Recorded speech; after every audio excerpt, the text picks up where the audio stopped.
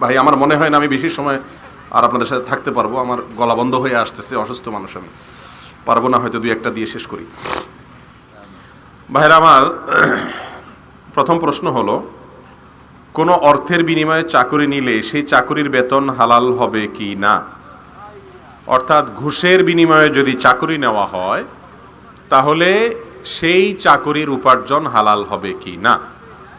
এ প্রসঙ্গে বিশ্ববিখ্যাত বিশ্ববরেণ্য বড় বড় ওলামায়ে কেরাম, মুফতিয়ানে কেরাম যারা আছেন, সৌদি আরবের সর্বোচ্চ ওলামা পরিষদের সদস্যগণ, আমাদের দেশ ওলামায়ে কেরাম, প্রায় সমস্ত ওলামায়ে কেরামের ফতোয়া এক। সেটা হলো, যদি অবৈধভাবে অর্থাৎ ঘুষ দিয়ে কেউ চাকরি নেয় তাহলে কাজটা তো তিনি হারাম করেছেন, এতে কোনো সন্দেহ নাই। আর রাশি ওয়াল মুরতাশি কেলাহুমা ফিন্নার, ঘুষদাতা ঘুষ গ্রহীতা উভয়ে জাহান্নামে যাবে।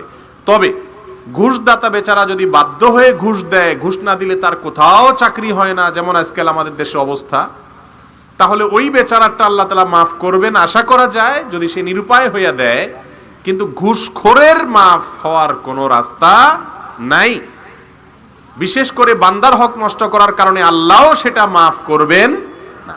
কিন্তু যদি কেউ ঘুষের মাধ্যমে চাকরি নেয়, কাজটা যদিও অন্যায় করেছেন, পরবর্তীতে তিনি যদি শ্রম দিয়ে পারিশ্রমিক নেন, কষ্ট করে বেতন নেন, তাহলে মাসে মাসে বা দিনে দিনে তিনি কষ্ট করেছেন, তার বিনিময়ে বেতন নিয়েছেন। যদি কষ্টটা বৈধ খাতে তিনি বিনিয়োগ করেন, ভালো খাতে কষ্ট করেন, হারাম কোনো কাজ না করেন, তাহলে ইনশাআল্লাহ তার মাসিক বেতনটাও হারাম হয়ে যাবে না। কিন্তু প্রথম যে কাজটা তিনি করেছেন সেটা অবশ্যই কি হবে? হারাম হবে। ওই এক হারামের কারণে তার আজীবনের ইনকাম সব হারাম হয়ে যাবে, এমনটি পৃথিবীর কোনো আলেমই বলেন না। কারণ পরবর্তী বেতনটা তার শ্রমের বিনিময়ে সে পাচ্ছে। অতএব শ্রম যদি সঠিকভাবে দেয়, তার বিনিময়ে বেতন নিলে জায়েজ হবে ইনশাআল্লাহ। বর্তমান সময়ে বিবাহ করতে গেলে চাকরি দরকার, এ নিয়ে আমাদের কোরআন সুন্নাহ থেকে জানাবেন। ভাইরা আমার, বিবাহ করার জন্য চাকরি দরকার এমন না, বিবাহ করার জন্য সামর্থ্য দরকার। আর সামর্থ্যের সাথে চাকরি এটা কিছুটা সম্পর্ক থাকলেও পরিপূর্ণ অঙ্গাঙ্গিভাবে জড়িত না। আমাদের এখন মানসিকতা হয়ে গেছে চাকরগিরি করা।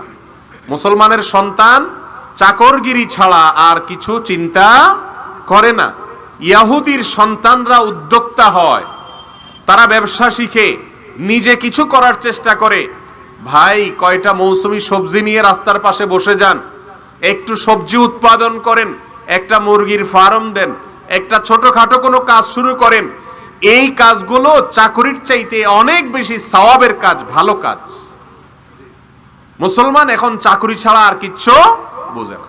যত বড় ডাক্তার, যত বড় ইঞ্জিনিয়ার, যত বড় ইমাম, যত বড় খতিব, আলটিমেট সবই কি? চাকরগিরি। চাকরগিরি হওয়ার চাইতে উদ্যোক্তা হওয়া ভালো।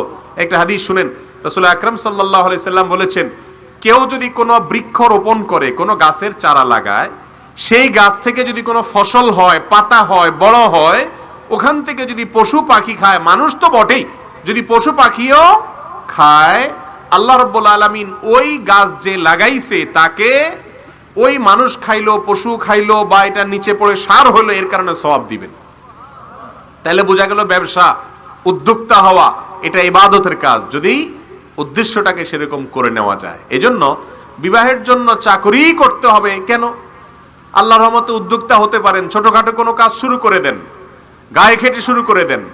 আর আজকাল তো চাকরি হইলেও হবে না, বিশাল অঙ্কের বেতন পাইতে হবে, নিজের পায়ে দাঁড়াইতে হবে, আরেকজনের পায়ে হাঁটা যাবে না, তারপরে চাকরি করা যাবে, বিয়ে করা যাবে।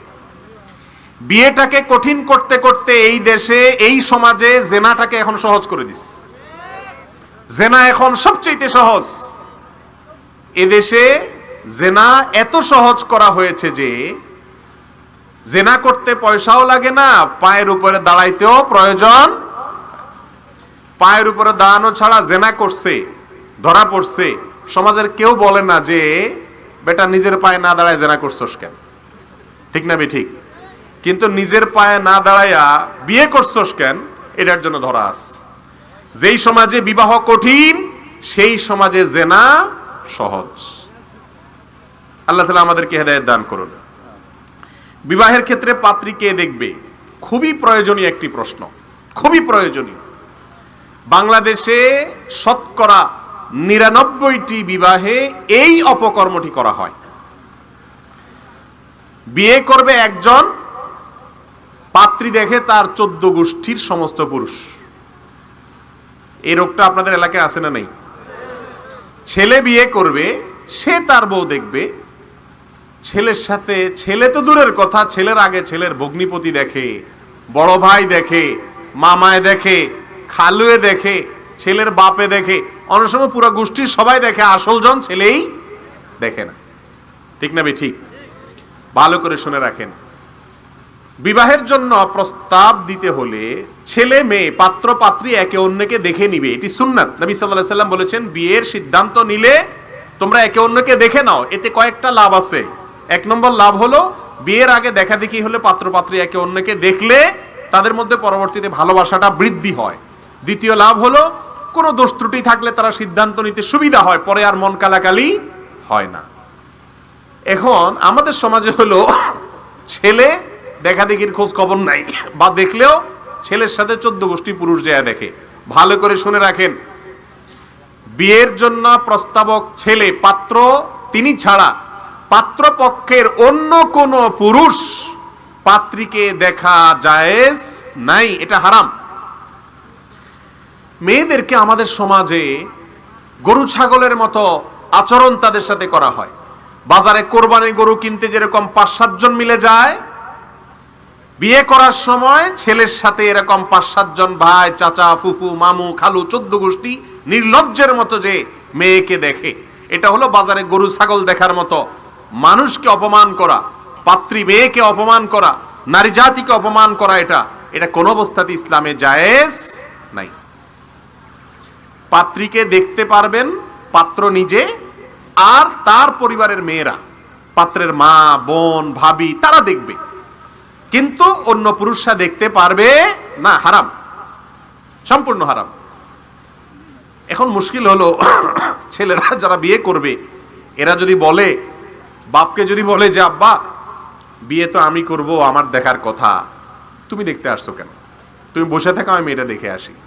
তাহলে ছেলের তো মায়ের একটাও নিচে পড়বে না, সব পিঠে পড়বে। বলবে যে বেটা বেয়াদব, বিয়ের আগে থেকেই তোর বউ তুই দেখবি, পরে জানি কি করবি। তো মুরব্বীদেরকে বুঝাইতে হবে, বাবারে বিয়েটা হয়ে গেলে এরপরে তোমার পুত্রবধূ তুমি সারা জীবন দেখতে পারবা ইনশাআল্লাহ, কিন্তু বিয়ে হওয়ার আগ পর্যন্ত ইসলাম শুধু আমাকে দেখার অনুমতি দিয়েছে, তোমাকে দেখার অনুমতি দেয় না। এটা বাজারের গরু না। কথা কি বুঝাতে পারছি? আল্লাহ তাআলা আমাদেরকে সৎ সাহস নিয়ে এই সমাজের কুসংস্কার এবং অনাচারের বিরুদ্ধে দাঁড়ানোর তৌফিক দান করুন। একই অপরাধে বারবার তওবা করলে আল্লাহ তাআলা ক্ষমা করবেন কিনা? ভাইরা আমার, আল্লাহ রাব্বুল আলামিনের গুণবাচক নামের ভিতর একটা হলো তাওয়াব, আর একটা হলো গফফার। এই গফফার এবং তাওয়াব নামের অর্থ জানেন? গফফার শব্দের অর্থই হলো যিনি বারবার ক্ষমা করেন। তাওয়াব নামের অর্থই হলো যার কাছে বান্দা বারবার অপরাধ করে আসলে আবারও মাফ করেন, আবার অপরাধ করে আসলে আবারও মাফ করেন। আল্লাহর কাছ থেকে নিরাশ হওয়ার কোনো সুযোগ নাই। একবার অপরাধ হয়ে গেছে, লজ্জিত হয়েছেন, ক্ষমা চেয়েছেন, চোখের পানি ছেড়ে দিয়েছেন, আল্লাহ মনের ভুলে শয়তানের প্ররোচনায় পড়ে বন্ধুদের পালায় পড়ে করে ফেলেছি, মালিক কিয়ামতের দিনের শাস্তি, জাহান্নামের শাস্তি সহ্য করতে পারবো না, আল্লাহ মাফ করে দেন। তওবা করলেন। আবার কিছুদিন পরে শয়তানের পালায় পড়ে আবার হয়ে গেছে, আবারও তওবা করবেন। শয়তানের একটা বড় চক্রান্ত হলো, শয়তান আপনাকে বলবে যে তুই বেটা এত বেহায়া কেন? কয়দিন আগে না একবার তওবা করছস, আবার তওবা করবি কেমনে আল্লাহর কাছে? এটা হয় না, বাদ দে। আস্তে আস্তে শয়তান মানুষকে আল্লাহ থেকে নিরাশ করে, দূরে সরায় দেয়। এই জন্য শয়তানের স্কুলের সবচেয়ে বড় এবং গুরুত্বপূর্ণ পাঠ হলো মানুষকে নিরাশ করে দেওয়া। নিরাশ হওয়া যাবে না। আল্লাহ রাব্বুল আলামিনের কাছে বারবার মাপ চাই আসতে হবে। বারবার মাপ চাইতে খারাপ লাগবে, আবারও বেহায়ার মতো যেতে হবে, আবারও লজ্জা চেয়ে মাপ চাইতে হবে। ইনশাআল্লাহ আল্লাহ তাআলা কি করবেন? ক্ষমা করবেন। তাই বলে আবার এই আশায় কেউ থাকেন না যে আল্লাহ তাআলা যেহেতু বারবার ক্ষমা করে, বারবার তওবা কবুল করে, অতএব আর টেনশন কি? অপরাধ করব আর মাপ চাইব, অপরাধ করব আর মাপ চাইব। দেখেন, একজন অভিভাবক, একজন বাবা তার সন্তান অনেক দিন পরে একবার অন্যায় করেছে, বকাঝকা দিয়েছে, সন্তান মাফ চেয়েছে, উনি মাফ করে দিয়েছেন। আবার বহুকাল পরে আবার করেছে, তিনি হয়তো মাফ করে দিয়েছেন। কিন্তু বাপ যদি টের পায় ছেলে এটা একটা ধান্দা বানায় নিছে, তাহলে এরপরে মাফ হবে না মুগুর আরো বেশি করে হবে? কথা বুঝেন নাই? আল্লাহ রাব্বুল আলামিন সব কিছু জানেন। আল্লাহ তাআলা তাওয়াব গফফার, বারবার তিনি ক্ষমা এবং তওবা কবুল করেন। এই কথা জেনে আপনি ঠান্ডা মাথায় আকাম করে যাচ্ছেন যে আল্লাহ তো মাফ করবেই, তাহলে সেই মাফের আশা তো দূরের কথা, উল্টা বরং আরো শাস্তি হওয়ার সম্ভাবনা আছে। একজন ব্যক্তির ঘরে মলম আছে, হাত কাটা গেলে সেখানে মলমটা লাগাই দিলে কি হয়? ভালো হয়ে যায়। সেজন্য সে কি ভালো হাত চাকু দিয়ে কাটবে?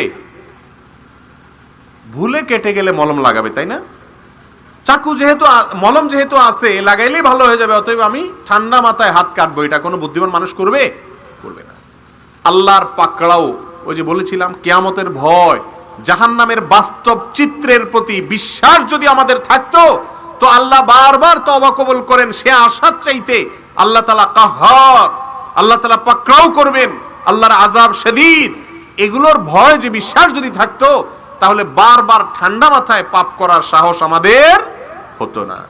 আল্লাহ তাআলা আমাদেরকে আল্লাহর রহমতের চাদরে আবৃত করে রাখুন, আমরা যেন গুনাহ থেকে বেঁচে থাকতে পারি।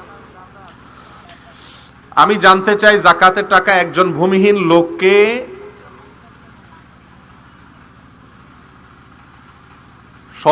সব টাকা একজনকে দেওয়া যাবে কিনা?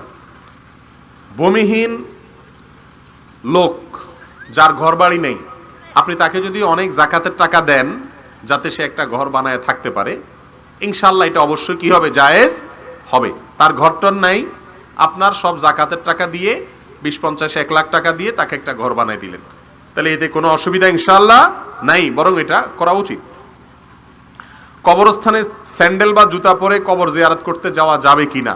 যাবে, কোনো অসুবিধা নাই। আমাদের একটা মুশকিল হলো, আমাদের দেশের মানুষের আজাইরা ভয় আছে, দরকারি ভয় নেই। আজাইরা ভয় বুঝেননি? আরে ভাই, জুতা পরে গেছেন আপনি, এটা তো চুরি করেন নাই, মাশাআল্লাহ, জুতা পরে যেতেই পারে একজন মানুষ। কিন্তু জুতা পরে যদি কেউ কবরস্থানে যায় তো জিব্বা কামড় দেয়, ঠিক না? ঠিক। একই লোক আবার বিড়ি খাইতে ঢুকে চা দোকানে, সেটা নিয়ে কেউ জিব্বা কামড় দেয়। অতএব কবরস্থানে জুতা পায়ে গেলে কোনো অসুবিধা নাই। আরে ভাই, কবরস্থান তো দূরের কথা, রাসূল আকরাম সাল্লাল্লাহু আলাইহি সাল্লাম বলেছেন, নামাজের মধ্যে যদি কেউ জুতা পরে নামাজ পড়ে আর জুতার নিচে যদি নাপাক না থাকে, পরিষ্কার থাকে, তাহলে তার নামাজ হয়ে যাবে। এখন মুশকিল হলো, আমাদের যে জুতা আজকাল এগুলো তো অনেক টাইট, এগুলো পরে নামাজ পড়া কঠিন। রুকু সিজদা কিভাবে দিবেন? সফট যেগুলো আর কি, একদম নরম যেগুলো চামড়া বা খুব পায়ের সাথে মিশে থাকে, এগুলো নামাজ পড়া যায়। যেহেতু নামাজ পড়া যায়, অতএব কবরস্থানে যাইতে কোনো অসুবিধা নাই। মসজিদে মুয়াজ্জিন সাহেব মায়ের জমি চুরি করে নিজের নামে লিখে নিচে তার পেছনে নামাজ পড়া যাবে কিনা? দেখুন, কোন ইমাম, কোন মুয়াজ্জিন প্রকাশ্যে কোনো অপরাধ করেছেন, হারাম কাজ করেছেন, সবাই জানে, প্রমাণিত, এরকম যদি হয়, তাহলে সেরকম মানুষকে ইমাম মুয়াজ্জিন রাখা ঠিক না। কিন্তু মুশকিল হলো, আমাদের দেশে ইমাম মুয়াজ্জিনদের পেছনে মানুষ যেই পরিমাণ লাগে, দুই জাতি, এক হলো নারী জাতি মহিলারা, আর একটা হলো ইমাম সাহেব মুয়াজ্জিন সাহেব। এই বেচারাদের পেছনে মানুষ যত লাগালাগি করে, সমাজে অন্য কোনো মানুষের পিছনে এত লাগালাগি করে না। মুয়াজ্জিন সাহেব, ইমাম সাহেব ভাই বোনের জমি মারছে না, কি করছে, আপনি নিশ্চিত হলেন কিভাবে? কে রায় দিল? এগুলা বেশিরভাগ ক্ষেত্রে ষড়যন্ত্রমূলক হয়। এই জন্য এগুলোকে আমাদের কাছে প্রশ্ন দিয়ে উত্তর নিয়ে ওইটা ফিট করার চেষ্টা করবেন না। মূল অবস্থা যাচাই করে স্থানীয় আলেম ওলামারা, তাদের কাছ থেকে আপনারা জানার চেষ্টা করবেন। লাফালাফি করে জিকির করা জায়েজ আছে কিনা? ভাইরা আমার, লাফালাফি, নাচানাচি, এটার সাথে জিকিরের কোনো সম্পর্ক নাই। রাসূল করিম সাল্লাল্লাহু আলাইহি সাল্লাম যখন জিকির করতেন, তার ঠোঁট নড়তো। কি নড়তো? ঠোঁট নড়তো। জিকিরের সময় ঠোঁট নড়বে, এছাড়া অন্য কোনো অঙ্গ প্রত্যঙ্গ নড়ার কথা কোরআন হাদিসে আসে নাই। লাফালাফি তো অনেক পরের কথা কি বুঝতে পারছি? আরে ভাই, জিকির হলো আল্লাহর স্মরণ, আল্লাহর মহব্বতে, আল্লাহর ভালোবাসে আল্লাহর স্মরণ করবেন, মুখে উচ্চারণ করবেন। সেখানে লাভ দেওয়ার, ভাঙচুর করার অশান্তি করার কি আছে? এটা তো অশান্তির জিনিস না, এটা তো শান্তির জিনিস। আলা বিজিক্রিল্লাহি তাতমাইন্নুল কুলুব। আল্লাহ বলেছেন আল্লাহর জিকির করলে মানুষের অন্তর প্রশান্ত হয়ে যায়, স্থির হয়ে যায়। অস্থির অন্তর স্থির হয়ে যায় আল্লাহর জিকির করলে, আর আমাদের আল্লাহ জিকিরে শুনে লাফালাফি শুরু হয়। কেমন কথা হলো? এই জন্য জিকিরের সাথে আসলে লাভ দেওয়ার অথবা শরীরের দুলানোর, শরীরের অঙ্গভঙ্গি করার এগুলোর কোনো সম্পর্ক নাই। সুন্নাহ সম্মত জিকির এটা হলো শুধু ঠোঁট নড়বে, হালকা শরীর অন্য কোনো অঙ্গ প্রত্যঙ্গ স্বাভাবিকভাবে নড়তে পারে, কিন্তু অস্বাভাবিক নড়াচড়া এটা জিকিরের কোনো সুন্নাহ পদ্ধতি না। ইমামতির স্থানে সুন্নাত নফল সালাত পড়া নিষিদ্ধ সম্পর্কে হাদিস জানতে চাই। যেই জায়গায় ইমাম সাহেব দাঁড়িয়ে নামাজ পড়ান, ইমামতি করেন, মেহরাব বা আপনার জায়নামাজের জায়গা, সেই জায়গায় ফরজ নামাজের পর সুন্নাত বা নফল ইমাম সাহেব পড়তে পারবেন না, নিষিদ্ধ, এমন কোনো কথা কোরআন হাদিসে কোথাও নাই। তবে রাসূল আকরাম সাল্লাল্লাহু আলাইহি সাল্লাম ইমামতি যে করতেন, তিনি বাসায় সুন্নাত পড়ে মসজিদে আসতেন। তিনি আসার পরে জামাত দাঁড়িয়ে যেত, আর বেশিরভাগ ক্ষেত্রে সালাম ফেরানোর পরে মুসল্লিদের দিকে ফিরে তিনি বসে দোয়া দরুদ পড়ে সুন্নাতটা আবার নিজ স্থানে গিয়ে পড়তেন। তবে বিভিন্ন বর্ণনার দ্বারায় উনি ওই জায়গাতে আবার ছিলেন বা ওই জায়গাতেও পড়া যায়, এরকম বিভিন্ন বর্ণনাও রয়েছে, কোনো অসুবিধা নাই। ইমাম সাহেব যেখানে ফরজ সালাতের ইমামতি করবেন ওই জায়গায় সুন্নত নফল পড়া যাবে না, এরকম কোনো নিষিদ্ধ নাই। তবে সুন্নাত নফল এগুলো বাসায় পড়া, অন্য জায়গায় পড়াটা হলো উত্তম সাধারণ অবস্থায়। ঠাট্টা বিদ্রুপ ছলে বা ইচ্ছাকৃতভাবে ঔষধ প্রয়োগের মাধ্যমে হত্যা প্রচেষ্টা করে আদমরা করে অচল করে দেয়, তাহলে ইসলামী শরীয়ত তার শাস্তি কি? দেখুন, কেউ কাউকে যদি বিদ্রুপ ছলে দুষ্টামি করে আদমরা করে ফেলে, গলা টিপে ধরে বা দুষ্টামি করে, যেভাবেই হোক, বন্ধু বান্ধবের মধ্যে যদি এটা হয়, এটা হারাম। কাউকে ভয় দেখানো বা কোনো অস্ত্র দিয়ে কোনো কিছু দিয়ে তাকে আপনার ভীত সন্ত্রস্ত করা, এটা হারাম। রাসূল আকরাম সাল্লাল্লাহু আলাইহি সাল্লাম এই তরবারি দিয়ে হাঁকাহাঁকি করে না অনেকে, যে বন্ধু বান্ধব দুষ্টামি করতে গিয়ে ছুরি নিয়ে দৌড়াচ্ছে বা আপনার মেরে ফেলবে বা গলা টিপে ধরবে, দুষ্টামি করে না, হারাম। কোনো মুসলমানকে ভয় দেখানো কি নাই? জায়েজ নাই। কেউ কাউকে ভয় দেখাতে পারে না, এগুলো করা জায়েজ নাই। মারা গেল না, কিন্তু আপনি এই যে মারার মতো পরিস্থিতি তৈরি করে দিলেন, সেটাও গুনাহের কথা এবং হারাম কথা। ছোট বড় বৃদ্ধা সকলেই বিড়ি খায়, এর বিধান কি? এবং যারা বিড়ি খায় তারা কি পরকালে লোহার বিড়ি ও আগুন বিড়ি পাবে? ভাই, দুনিয়াতে তামাকের বিড়ি খাইলে আখেরাতে আগুনের বিড়ি পাবে, এরকম কোনো কথা কোরআন হাদিসে আমি দেখি নাই লোহা টোহা পাবে বলে।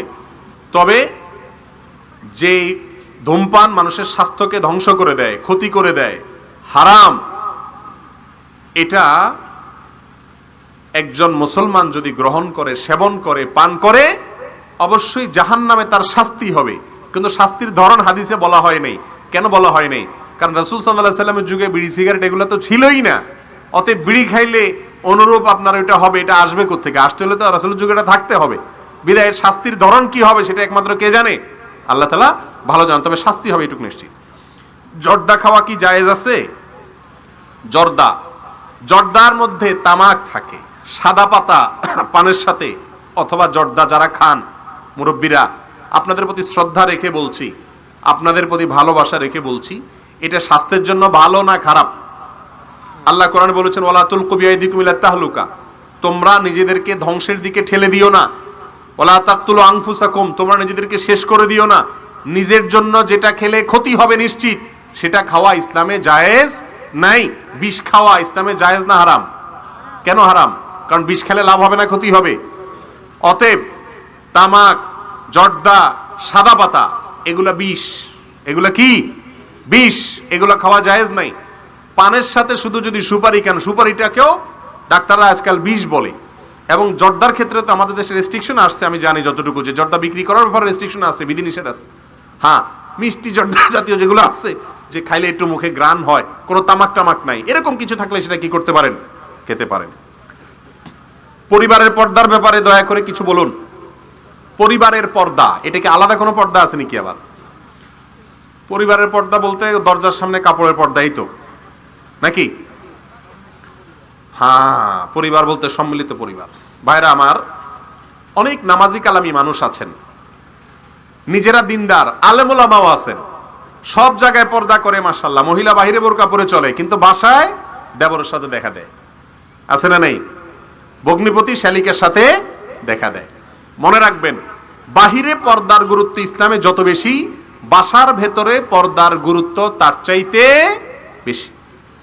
বিশেষ করে ভগ্নিপতির সাথে শালিকার আর ভাবির সাথে দেবরের। এছাড়াও আছে, যেমন কথার কথা, একজন মহিলা তিনি তার ননদের বড় ছেলে অথবা তার দেবরের ছেলে, দেবর তো বটেই, তার ছেলে, ভাসুরের ছেলে, এদের সাথে দেখা দিতে পারবে কি পারবে না? পারবে না, হারাম, তারা গায়রে মাহরাম। অতএব তাদের সাথে পর্দা করতে হবে। যৌথ পরিবারে থাকলে এই জিনিসটা খুব কঠিন।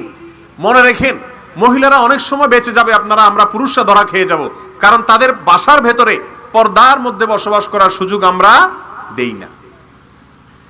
এগুলো বললে আজকাল সেকুলাররা, নাস্তিকরা বলে, হুজুররা আর কত আমাদের এই বেড়া দিবেন।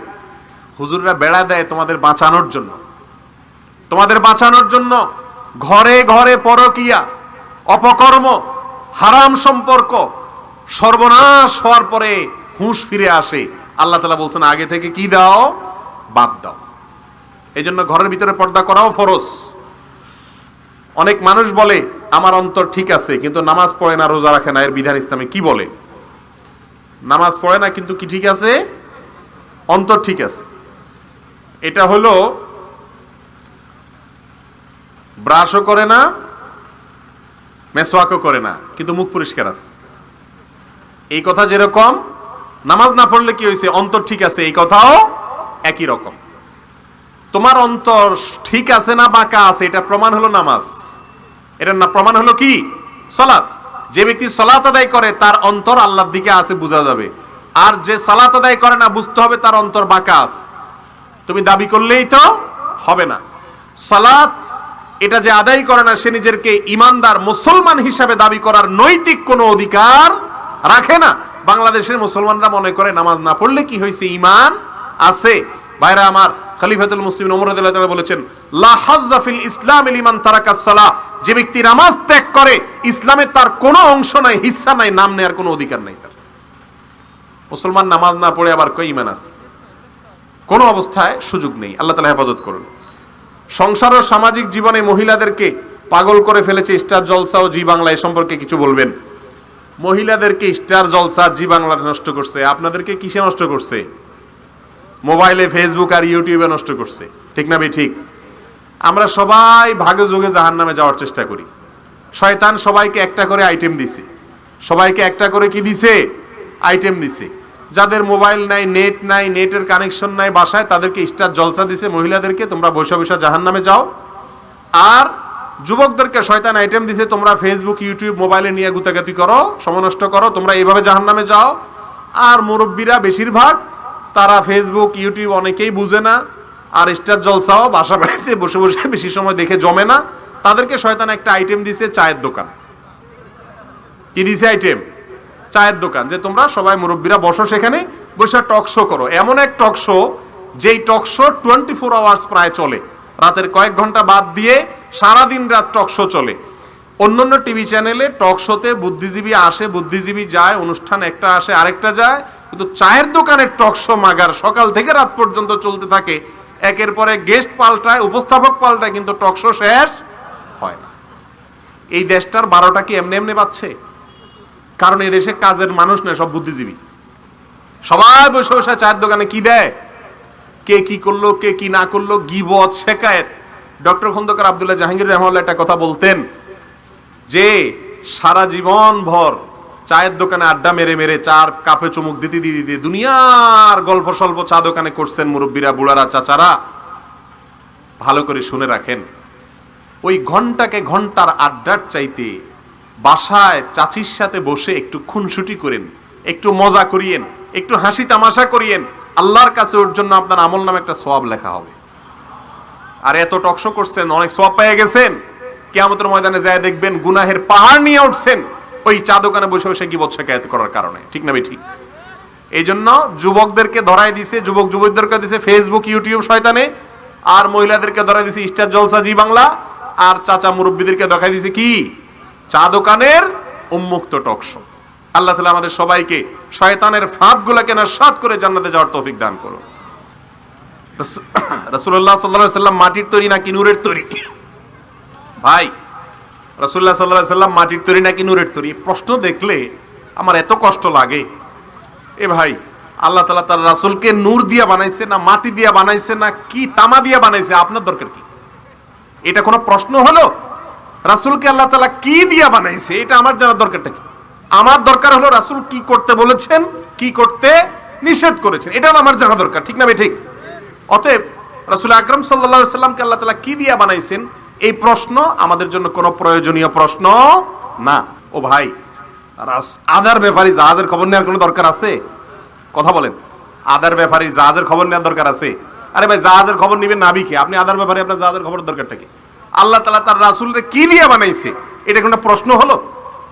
সারা বাংলাদেশের ঘরে ঘরে এটা নিয়ে ঝগড়া, শয়তান আমাদেরকে ফাও কামে লাগিয়ে দিয়েছে। আরে ভাই, এই প্রশ্ন করেন রাসূল আকরাম সাল্লাল্লাহু আলাইহি সাল্লাম কি করেছেন, কি বলেছেন, কোন পথে যেতে বলেছেন, কোন পথে যেতে নিষেধ করেছেন, এটা হলো প্রশ্ন, ঠিক না ভাই? ঠিক। কোরআন হাদিসে কোথাও আল্লাহ তাআলা এভাবে আলাদা করে বলেন নাই যে আমার রাসূলকে আমি এই জিনিস দিয়ে বানাইছি। একটা জাল হাদিসে আছে নূরের তৈরি, কথা বুঝে আসছে? তবে হ্যাঁ, রাসূল সাল্লাল্লাহু আলাইহি সাল্লাম মানুষ ছিলেন। তিনি কি ছিলেন? কোরআনে কারিমে অসংখ্য আয়াতে আল্লাহ বলেছেন, বহু আয়াতে, কুল ইন্নামা আনা বাশারুম মিথলুকুম, আমি তোমাদের মতো একজন মানুষ, তবে পার্থক্য হলো ইউহা ইলাইয়া, আমার কাছে ওহী আসে, তোমাদের কাছে ওহী আসে না, এই হলো পার্থক্য। তাহলে রাসূল আকরাম সাল্লাল্লাহু আলাইহি সাল্লাম মানুষ ছিলেন তৈরি। এখন আমাদের দেশে কিছু ভাইরা আছেন যাদের মনে অনেক ব্যথা যে কিছু মৌলবী গজাইছে আজকাল, এই বেটারা বলে রাসূল মাটির তৈরি। এটা কথা হলো? মাটি মাটি একটা জিনিস, রাসূলকে মাটির তৈরি বলে রাসূল অপমান হয় না? এই জন্য ওনারা মহব্বত করে বলে রাসূল হলেন নূর, নূর মানে লাইট, আলোর তৈরি। তো আলো আর মাটি দুটো কি এক? ওনারা রাসূলকে মহব্বত করে বলেন রাসূল কিসের তৈরি? আলোর তৈরি, নূরের তৈরি। আমরা তাদেরকে বলতে চাই, আদম আলাইহিস সালাম কি মাটির তৈরি ছিলেন না নূরের তৈরি? মাটির তৈরি। কোনো সন্দেহ আছে? কোরআনে আছে না আল্লাহ আদমকে মাটি দিয়ে তৈরি করছেন? আর ফেরেশতারা কিসের তৈরি? নূরের তৈরি। ফেরেশতারা সিজদা করছেন কাকে? মাটির তৈরি আদমকে। যদি মাটির তৈরি হলে তার মান কম হইতো, তাহলে আল্লাহ তাআলা নূরের তৈরিওয়ালাকে দিয়ে মাটির তৈরিওয়ালাকে কি করাইতেন না? সিজদা করাইতেন না। বোঝা গেল মাটি বা নূর কোনোটারই দাম নাই, আল্লাহ যার ইজ্জত দিবেন তারই কি দাম। অতএব রাসূল আকরাম সাল্লাল্লাহু আলাইহি সাল্লামকে নূরের তৈরি বললে উনি সিজদা দেনেওয়ালা ফেরেশতাদের কাতারে যাবেন, সিজদা পানেওয়ালা আদমের কাতারে থাকবেন না। অতএব এগুলো নিয়ে মর্যাদার কোনো বাড়া কমা এটার সাথে সম্পর্ক না। মর্যাদা আল্লাহ যাকে দিবেন তারই মর্যাদা বাড়বে। যেমন আদমকে আল্লাহ মর্যাদা দিয়েছেন, ফেরেশতাদেরকে বলছেন সিজদা করার জন্য। কোরআনের কিছু কিছু তরজমায় আল্লাহর ক্ষেত্রে আমি ব্যবহার না করে আমরা কেন ব্যবহার করা হয়েছে। ভাইরা আমার, আরবিতে সম্মানসূচকভাবে অনেক সময় বহু বচন ব্যবহার করা হয়। একজনকে বোঝাতে গিয়ে বহু বচন, অথবা মানে নিজেকে অথবা অন্যকে সম্বোধন করতে গিয়ে বহু বচন ব্যবহার করা হয় সম্মানসূচকভাবে। এটা আরবির একটা রীতি, সেই হিসাবে বলা হয়েছে। আল্লাহ রাব্বুল আলামিন কোরআনে কারীমে অনেক জায়গায় বলেছেন আমরা সৃষ্টি করেছি। এর মানে এই না আলিয়াজ বিল্লাহ যে আল্লাহ কয়েকজন, নাউজুবিল্লাহ। কারণ আল্লাহর একত্ববাদের বিষয়টা গোটা কোরআন জুড়ে আল্লাহ তাআলা কি করেছেন? প্রমাণ করেছেন। কুল হুয়াল্লাহু আহাদ, আল্লাহ এক। অতএব বহু বচন ব্যবহার করেছেন, এটা আরবি বাগধারা বা আকৃতিতে সম্মান সূচক, এটা বোঝানোর জন্য আরবিতে এরকম হয়। যেমন আমরা একজনকে যখন সালাম দেই তখন কি বলি? আসসালামু আলাইকা নাকি আসসালামু আলাইকুম? একজনকে যখন আপনি সালাম দেন, আপনার সামনে একজন আছে, তখন তাকে বলেন আসসালামু আলাইকুম। এই কুমের আরবি অর্থ হলো আপনাদের উপরে শান্তি বর্ষিত হোক। অথচ মানুষ আছে কয়জন? একজন। দয়া করে কবর জিয়ারতের সঠিক পদ্ধতি জানাবেন। কবর জিয়ারতের সঠিক পদ্ধতি হলো ভাই, কবরস্থানের পাশে চলে যাবেন, হাত টাত কিচ্ছু বাধা লাগবে না, যেমনে আছেন এমনি দাঁড়ায়া সালাম পেশ করবেন কবরবাসীকে। কিভাবে সালাম পেশ করবেন? সালামুন আলাইকুম দারা কওমিন মুমিনিন ওয়া ইন্না ইনশাআল্লাহু বিকুম লাহিকুন নাসআলুল্লাহ লানা ওয়া লাকুমুল আফিয়া আনতুম লানা সালাফুন আহমদুল্লাহ লাকুম তাবা। বিভিন্ন রকমের দোয়া হাদিসে আছে, যেই কোনো দোয়া পড়ে শুধু সালাম পেশ করলেই কবর জিয়ারত হয়ে যাবে। আমাদের দেশে কবর জিয়ারতের পদ্ধতিতে বলা হয় সূরা ফাতিহা একবার, সূরা ইখলাস 3 বার, আল্লাহকুমুত তাকাসুর একবার, অমুক সূরা এতবার। কিছু গদবাদা নিয়ম আছে না, এগুলো কোরআন হাদিসের কোথাও শেখানো হয় নাই। এক সময় আমাদের দেশে টাকা দিয়ে কবর জিয়ারত করানো হইতো, এখন হয় কিনা আমি জানি না। এখনো হয়। তো এইসব সিস্টেম হয়তো এই জন্য বানানো হয়েছে যাতে করে এটা সিন্ডিকেটের মধ্যে থাকে, যে সে যেন করতে না পারে। অথচ কবর জিয়ারতটা যে কেউ করতে পারে। সালাম পেশ করলে কি হয়ে যায়? কবর জিয়ারত। জিয়ারত মানে সাক্ষাৎ। জিয়ারত শব্দের অর্থ কি? কবরে যাওয়া, কবরবাসীর সাথে দেখা করা, সালাম দেওয়া, শান্তির দোয়া করা, আর শিক্ষা নিয়ে আসা যে উনি চলে গেছেন, আমাকেও এই জায়গাতে আসতে হবে। এটাই হলো কবর জিয়ারতের মূল উদ্দেশ্য। আমরা কবর জিয়ারত কেন করি?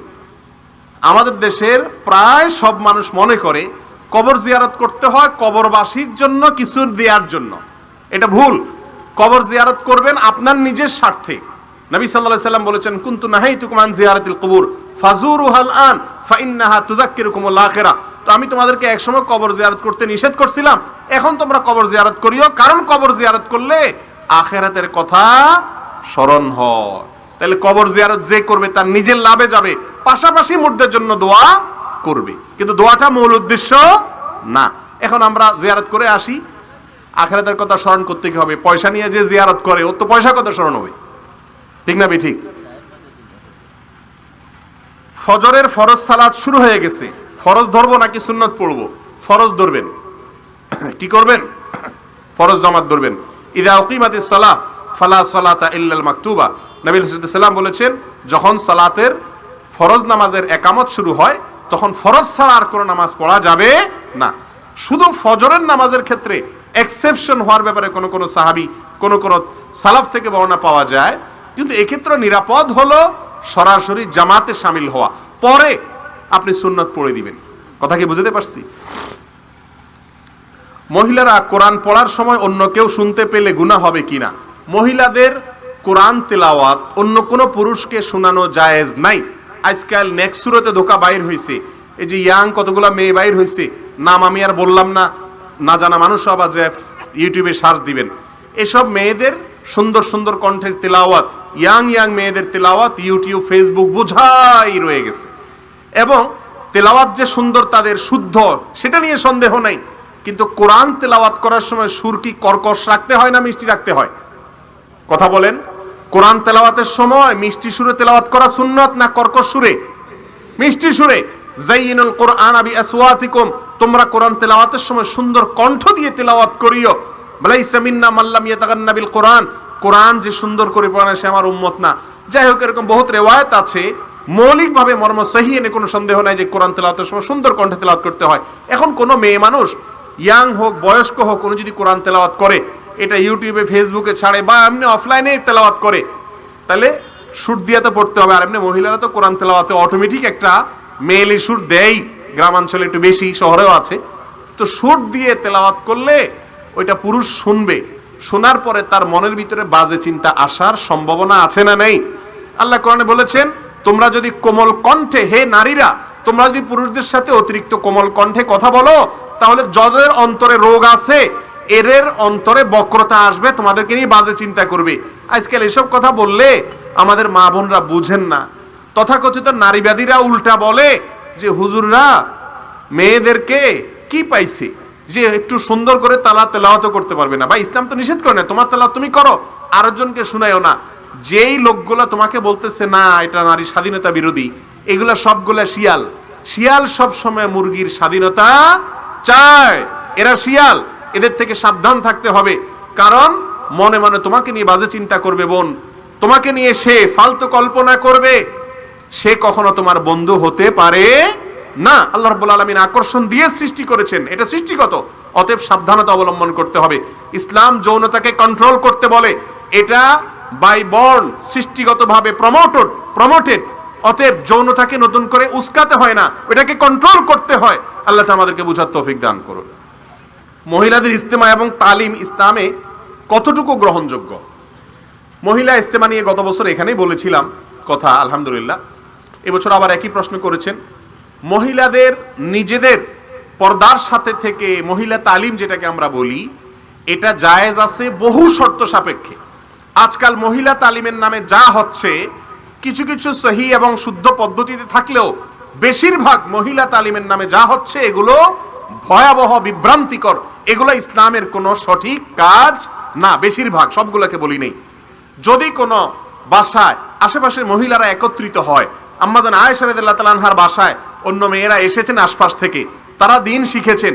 এজন্য কোনো এক বাসায় যদি মহিলারা একত্রিত হন, কোরআন হাদিস থেকে যদি একজন অন্যজনকে শিখায়, যদি কোনো মহিলা কোরআন হাদিস জানে, তিনি যদি ওইটা শিখায় এবং পর্দার কোনো বিধান লঙ্ঘন না করে, তাহলে সেই মহিলার তালিম অবশ্যই জায়েজ আছে। কোরআনে কারীমে আল্লাহ বলেছেন, আল মুমিনুন ওয়াল মুমিনাত বাযুহুম আউলিয়াউ বায ইয়ামুরুনা বিল মারুফ ওয়া ইয়ানহাউনা আনিল মুনকার। মুসলিম নারী এবং পুরুষ, ইমানদার নারী পুরুষ একে অন্যের পরিপূরক, তারা উভয় মিলে সৎ কাজের আদেশ দিবে, অসৎ কাজের বাধা প্রদান করবে। অতএব শুধুমাত্র সৎ কাজের আদেশ পুরুষরা দিবে তা না, মহিলারাও দিবে। কিন্তু তাই বলে পুরুষ মাহফিল শুরু হয়েছে, আজকাল মহিলা মাহফিলও শুরু হয়েছে, মাইক লাগায়া সুন্দর কণ্ঠের তেলাওয়াত। ওর মাহফিলের ওয়াজ শুনে আল্লাহর পথে আসবে না, জেনার দিকে যাবে আরো। তাহলে মহিলারা মহিলাদের মধ্যে দাওয়াতি কাজ করবে শর্ত সাপেক্ষে। বাসার বাইরে যেতে হলে অভিভাবকদের পারমিশন নিয়ে যাবে। নিজের নিরাপত্তা, নিজের ব্যক্তিত্ব, এটা তার ভালোর জন্য, তার পার্সোনালিটির জন্য, তার প্রাইভেসির জন্য। ইসলাম তার নিরাপত্তার জন্য এটি করেছে। ইসলামের এই সমস্ত বিধিবিধানকে লঙ্ঘন করার কারণে আজ ঘরে ঘরে অনাচার হচ্ছে কি হচ্ছে না বলেন? অঘটন ঘটার পরে, সর্বনাশ হওয়ার পরে এবারে হায় আফসোস করে। এই জন্য মহিলা তালিম জায়েজ আছে। এক, যিনি তালিম করবেন তিনি নিজে কোরআন হাদিস জানতে হবে, আন্দাজে কথা বলা যাবে না। আমাদের মহিলাদের মধ্যে, পুরুষদের মধ্যে এরকম অনেক, মহিলাদের মধ্যে অনেক সময় বেশি থাকে গ্রামাঞ্চলে যে হাদিসুন নেসা, হাদিসুল বুখারী, হাদিসুল মুসলিম, হাদিসুল তিরমিজি বা হাদিসুল রাসূল আপনারা জানেন, আর একটা হলো হাদিসুন নেসা, মহিলাদের হাদিস। কত রকমের মানওয়ার্ড যে হাদিসে আছে আল্লাহ মাহবুব জানে। এরকম আন্দাজে কোনো কথা বললে সেই মহিলা তালিম জায়েজ নাই। নাম্বার 2, মাইক লাগায়া দূর দূরান্ত পর্যন্ত ওয়াজ মাহফিল করা জায়েজ নাই। সোশ্যাল মিডিয়াতে, ইউটিউবে, ফেসবুকে এগুলো ছাড়া জায়েজ নাই, ওপেন প্ল্যাটফর্মে। নাম্বার 4, পর্দার সাথে থেকে করতে পারবে, অভিভাবকের অনুমতি ছাড়া। সংসার, অনেক মহিলারা মহিলা তালিমে এমন মজা পাইছে, স্বামী, সংসার, ছেলে মেয়ে সব ছেড়ে দিয়ে রাস্তা রাস্তা সারাদিন ঘুরে, ওইটা একটা নেশা, সেটা কিন্তু জায়েজ নাই। আবার অনেকে আছে বিভিন্ন জেলা জেলা চলে যায়, বলে কি শয়তান এত সুন্দর যুক্তি দিছে, বলে যে আমার অসুখ হলে স্বামী যদি ডাক্তারের কাছে না নেয় আমার কি যাওয়া লাগবে না? তাহলে আমার ইমানের রোগ হয়েছে, এখন স্বামী না নিলে কি হয়েছে, আমি এই নাটোর জেলা ছেড়ে আমি বরিশাল জেলা চলে যাবো দিন শিখতে। এটা হলো নেক্সুরতে ধোঁকা। এটা হলো নেক্সুরতে। রাসূল আকরাম সাল্লাল্লাহু আলাইহি ওয়াসাল্লাম বলেছেন, লা তুসাফিল মারআতু ইল্লাযি মাহরামিন, কোন মহিলা হজের সফর পর্যন্ত করবে না মাহরাম পুরুষ ছাড়া। আর সে বরিশাল চলে যাচ্ছে কিসের জন্য? দিন শিখার জন্য। এরকম মহিলা তালিম কি নাই? জায়েজ নাই। কোন ব্যক্তি মারা গেলে তার স্ত্রীর নাকের অলংকার সহ যাবতীয় গহনা পরনে রাখা যাবে কিনা? স্বামী মারা গেলে স্ত্রী শোক পালন করতে হয় 4 মাস 10 দিন। কতদিন? 4 মাস 10 দিন, এটা কোরআনের নির্দেশ। এই 4 মাস 10 দিনের শোক পালনের অনেকগুলো কাজ করতে হয়। নাম্বার 1, যেই বাড়িতে নিজে বসবাস করে স্বামীর মৃত্যুর পরে 4 মাস 10 দিন সে বাড়ি থেকে দূরে কোথাও যাবে না। একান্ত বাধ্য হলে, ডাক্তার দেখানো লাগলে, বিশেষ কোনো অসুবিধা হলে যাবে, এছাড়া বাসা বাড়িতে অবস্থান করবে। একটা রুমে বসে থাকবে তা না, মানে নিজের বাড়িতে থাকবে। নাম্বার 2, অতিরিক্ত সাজগোজ করবে না, গহনা টনা থাকলে এগুলো খুলে রাখবে। নাম্বার 3, এই 4 মাস 10 দিন অন্যত্র বিবাহ বসবে না। এই কাজগুলো করে মোটামুটি শোক পালন করবে। আমাদের দেশে অনেকে মনে করে স্বামী মরে গেলে সাদা একটা কাপড় পরে থাকা লাগে, তাই না? এটা মন গড়া কথা। সাদা আর কালো বলে কোনো কথা নাই। সাজগোজ করবে না, স্বাভাবিক অবস্থায় থাকবে। প্রাপ্তবয়স্ক ছেলে মেয়ে পরিবারকে না জানিয়ে বিবাহ করতে পারবে কিনা দয়া করে বলবেন। প্রাপ্তবয়স্ক ছেলে মেয়ে পরিবারকে না জানায় বিয়ে করবে কেন? ভাই, বিয়ে করা এটা তো ভালো কাজ। এটা চোরের মতো পালায় পালায় করলে বুঝতে হবে ডাল মে কুচ কালা হ্যায়। যুবকরা বিয়ে করবেন খুশি করে, আনন্দ করে, মুরব্বীদেরকে দাওয়াত দিয়ে, বাপ চাচাদেরকে সাথে নিয়ে।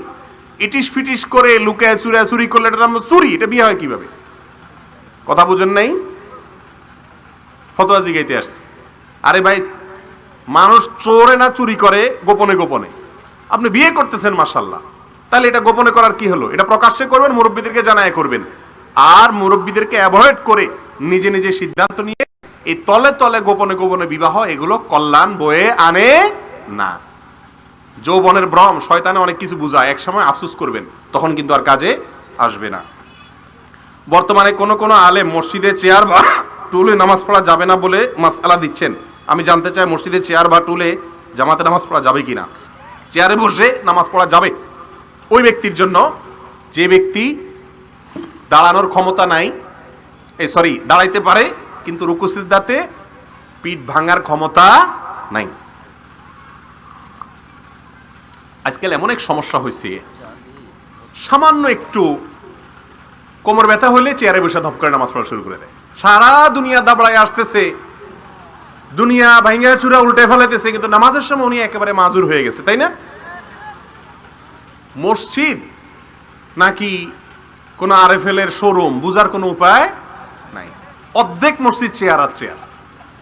আরে ভাই, 10 বছর আগে তো এদেশে এত মাজা ব্যথার রোগী ছিল না, কোত্থেকে এত রোগী আসছে?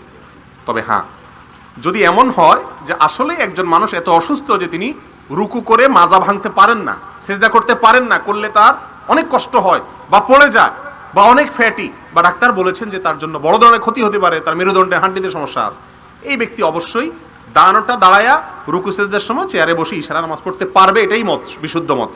তবে এটাকে সামান্য একটু কোমর ব্যথা হলেই, একটু শরীরটা খারাপ লাগলে চেয়ারে বসে নামাজ শুরু করে দেওয়া ঠিক না। আপনি কার সামনে দাঁড়িয়ে নামাজ পড়ছেন? আহকামুল হাকিমের সামনে বাকাওয়াতি করতেছেন? এটা চিন্তা করা উচিত। হ্যাঁ, ওজর থাকলে অবশ্যই তার জন্য জায়েজ আছে। এখানে অনেকে আবার একটা প্রশ্ন তোলে যে রাসূল আকরাম সাল্লাল্লাহু আলাইহি ওয়াসাল্লামের যুগে তো চেয়ার ছিল, তো কই কোন সাহাবী বা তেনা তো কেউ চেয়ারে বসে নামাজ পড়েন নাই, এরকম কোনো প্রমাণ পাওয়া যায় না। এটার উত্তর হলো, রাসূল আকরাম সাল্লাল্লাহু আলাইহি ওয়াসাল্লামের যুগে এত চেয়ার ছিল, এটা কোথায় পাইছেন আপনি? আরে মিম্বর, যেটার উপর দাঁড়ায় উনি খুতবা দিবেন, সেই মিম্বরটাই ছিল না, চেয়ার তো পরের কথা। খেজুরের গাছে হেলান দিয়ে উনি খুতবা দিচ্ছেন না, পরে না একটা মিম্বরের এই ব্যবস্থা হয়েছে। অতএব তখন এত অহরহ ব্যবস্থা ছিল না। সালাতে সন্তান অসুস্থ থাকলে কোনো মানত করা যাবে কিনা, এবং করলে তা যদি জানের বদলে জান দেওয়া হয় তাহলে তা করা যাবে কিনা? সন্তান অসুস্থ থাকলে মানত করা যাবে, যে কোনো বিপদে মানত করা গুনাহের কাজ না। তবে মানত না করে এমনি আল্লাহর রাস্তায় দিয়ে দেওয়া উচিত। আপনার ছেলেটা অসুখ হয়েছে, আপনি বললেন আল্লাহ আমার ছেলেটাকে আগে ভালো করো, তুমি ভালো করলে আমি একটা ছাগল কুরবানি করে দেবো, বা একটা গরিব দুঃখীকে একটা ছাগল দিয়ে দিব, জবাই করে মানুষের গোশত খাওয়া দেবো, এই মান্নত জায়েজ। কিন্তু রাসূল আকরাম সাল্লাল্লাহু আলাইহি ওয়াসাল্লাম বলেছেন ইন্নামা ইউস্তাখরাজু মিনাল বাখিল। আরে ভাই, মান্নত হলো কৃপণের সম্পদ বাহির করার একটা পলিসি। ও আল্লাহকে এমনি দান করতে রাজি না, ও বলে আল্লাহ আগে আমার পোলাটাকে সুস্থ করো, তারপর আমি তোমার দিব, তোমার খুশি করার জন্য। এটা হলো বখিলের আল্লাহকে শর্ত দিয়ে দান করে, এটা ঠিক, এটা ভালো কাজ না, জায়েজ কিন্তু ভালো কাজ না। ভালো কাজ হলো আল্লাহ আমি দান করলাম, তুমি আমার বাচ্চার বিপদ দূর করে দাও, আগে দান করে তারপর দোয়া করো, এটা হলো উত্তম। তবে মান্নত করলে সেটা কি হবে না? হারাম হবে না। তবে মান্নত যদি হয় কোনো মাজারে, কোনো কবরে, কোনো হারাম মান্নত, তাহলে সে মান্নত পুরা করা ইসলামে জায়েজ নাই, বরং এটা শিরিক। স্বামী স্ত্রী তালাক হয়ে গেলে তারা পুনরায় বিয়ে করতে চাইলে তার সহি নিয়ম কি, আর কয়বার বিয়ে করা যাবে? এটা ভেরি করবে যে তালাকটা কিভাবে হচ্ছে, সেটার উপরে ভিত্তি করে। ধরেন কথার কথা, তালাকটা যদি একবার হয়, ফার্স্ট টাইম তালাক হয়, তাহলে তো দ্বিতীয় দফা নির্দিষ্ট টাইমের ভিতরে বিবাহই লাগবে না, শুধু মুখে প্রত্যাহার করে নিলেই ফেরত নিতে পারবে। দ্বিতীয় দফায় যদি আবার তালাক দেয় কখনো, তাহলেও আবার ওই নির্দিষ্ট মেয়াদের ইদ্যত পালন হওয়ার আগে, 3 মাস যাওয়ার আগেই ফেরত নিতে পারবে। 3 নম্বর বার যদি তালাক দিয়ে দেয়, তাহলে আর ফেরত নেওয়ার কোনো সুযোগ নাই, আর ফেরত নিতে পারে, এমনকি নতুন করে বিয়ে করলেও হবে না। 3 নম্বর তালাক হয়ে গেলে নতুন করে বিয়ে করলেও আর নেওয়া যাবে। ভাইরা আমার, তালাক নিয়ে ওয়াজ হওয়া দরকার, ঘন্টাকে ঘন্টা তালাকের ওয়াজ হওয়া দরকার। বিয়ের ওয়াজ বাদ দিয়ে আগে তালাকের ওয়াজ করা দরকার। যুবকরা বিয়ে করার আগে তালাকের মাসালা আগে ভালো করে জেনে নেবেন, কারণ আন্দাজে তালাক তুলাক মাইরা এরপর আইসা বলবেন শেখ হুজুর ভাই তালাক দিয়ে আসছি, মায়ের ছাড়া তখন আর কোনো উপায় থাকবে না। কারণ ছুরি ঢুকাই দিয়ে এরপরে বলবেন, জিব্বা কামড়াবেন, সরি আমি রাগের মাথা বলে ফেলছি। আবার অনেক জায়গায় দেখবেন লেখা থাকে অনেক সাইনবোর্ডে যে রাগের মাথায় তালাক দিলে তালাক হয় না। আচ্ছা, তালাক কেউ মহব্বত করতে করতে দেয়? আপনাদের এলাকায় প্রেম প্রীত করতে করতে তালাক দেয় কেউ বলে?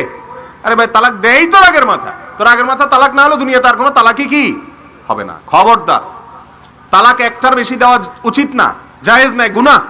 তালাক একটা দিতে হয়, একাধিক না।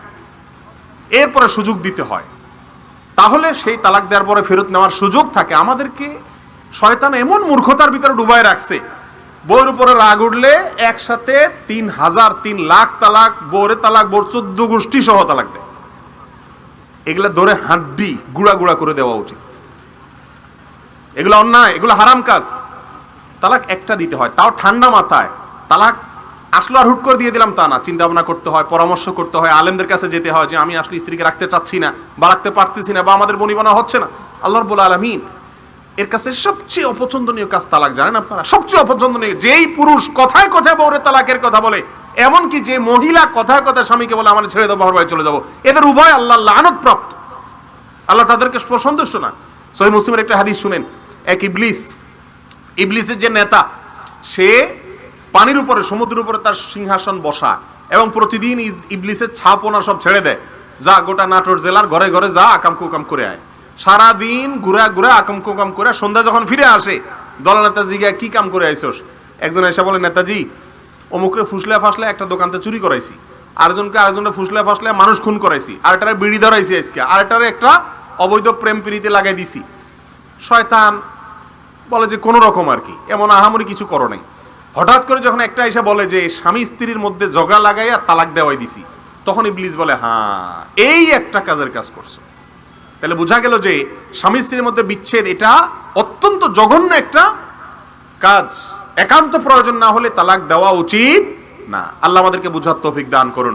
ধৈর্যশীল হবেন, যেমনে সামনে তালাক মুখ দিয়ে বাইর করবেন না। বাইর করলে কিন্তু তিনটা জিনিস মুখ দিয়ে বাইর করলে কিন্তু হয়ে যায়, আপনি পরে কান্দাকাটি করে লাভ হবে না। যেন সাবধান, তালাক উচ্চারণ করার আগে বহুতবার ভাববেন। সিজদায় কি কি দোয়া করা যায়? সিজদা এমন একটা জায়গা যে আল্লাহর সবচেয়ে কাছে যাওয়া যায়। ভাইরে, আপনি যদি চান আপনার মালিকের একেবারে কাছে যাবেন, মালিকের সবচেয়ে কাছে যাওয়ার একমাত্র উপায় হলো কি? সিজদা। সহিহ মুসলিমের হাদিস, রাসূল করিম সাল্লাল্লাহু আলাইহি ওয়াসাল্লাম বলেছেন, আকরাবু মা ইয়াকুনুল আবদু মির রাব্বিহি ওয়া হুয়া সাজিদ। বান্দা আল্লাহর সবচেয়ে কাছে যেতে পারে যখন সিজদায় চলে যায়। আপনি যদি আল্লাহর একেবারে কাছাকাছি যে কথা বলতে চান, তো সিজদায় লুটিয়ে পড়েন। সিজদায় লুটিয়ে পড়লে আসমানের পথটা অনেক শর্ট। কথা কি বুঝাতে পারছি? নবী আলাইহিস সালাম বলেছেন, ফাকসিরু ফীহি মিনাদ দুআ। এজন্য সিজদায় গিয়ে আল্লাহর কাছে বেশি বেশি দোয়া করবা। আল্লাহ আমাদের তৌফিক দান করুন। যে কোনো দোয়া সিজদাতে আল্লাহর কাছে পেশ করতে পারেন। তবে ফরজ সালাতে কেমন দোয়া করবেন, নফল সালাতে আলাদা আলাদা বিভাগ আছে। সাধারণ সিজদাতে, নফল সালাতে অথবা এমনি শুধু সিজদা আল্লাহু আকবার বলে একটা সিজদা দিয়ে আল্লাহর কাছে কান্নাকাটি করে যে কোনো দোয়া আপনি চাইতে পারেন, কোনো অসুবিধা নাই।